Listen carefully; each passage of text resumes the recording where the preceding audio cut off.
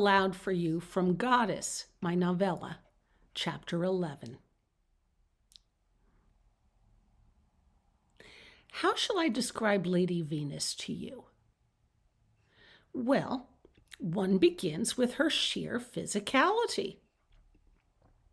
Lady Venus, a goddess of epic proportions, reclines partially on a pedestal and poses in a position that a normal woman couldn't hope to emulate.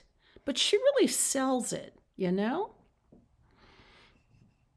She makes it look so easy to pose in that artless manner, as if it were a matter of no consequence for a goddess to twist and contort her body into such a complicated position and while stark naked at the same time.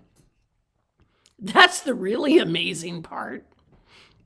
And with her body forever after frozen into a ballerina-like pose. Her arms stretch above her massive head in a prayerful embrace.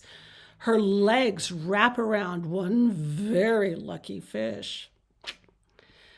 Her breasts are the size of basketballs, her feet the size of platters, her head easily the size of a toddler. But you must admit, an enormous head is a necessity to contain the massive brains this statuesque beauty possesses. Her hair, shellacked and marceled, cascades down her shoulders in a rich, luxuriant waves.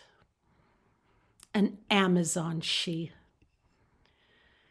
And yet, despite her size, she conveys elegance and grace. How many big, glorious women do you know who manage to convey elegance and grace in one ginormous package? Not too darn many, let me tell you.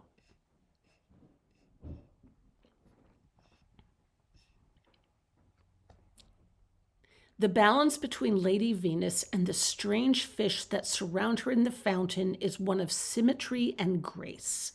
And yet there are some parts to her that are not as lovely as others.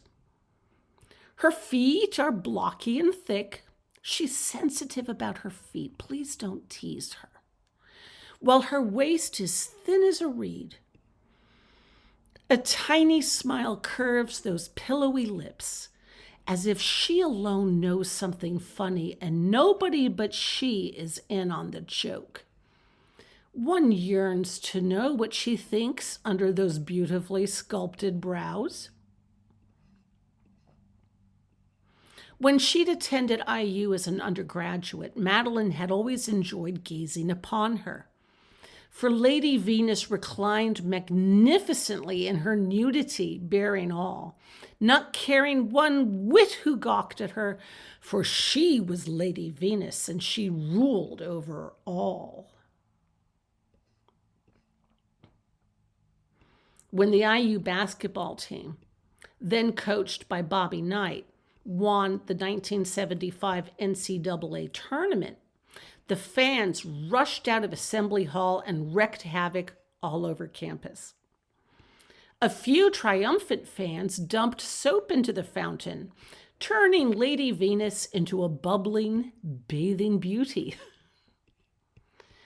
A soft, tinkling laugh tickled Madeleine's ears.